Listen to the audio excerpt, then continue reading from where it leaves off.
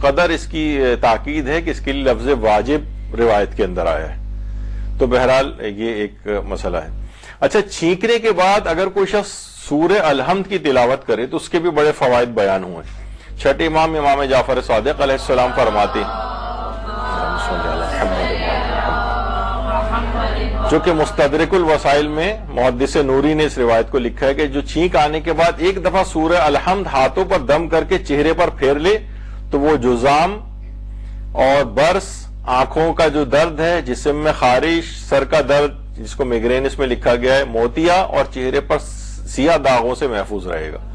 यानी छींकने के बाद वो सूरह अलहम्द को हाथों पर दम करके अपने चेहरे के ऊपर फेर ले तो इन बीमारियों से भी उसकी हिफाजत हो जाती है।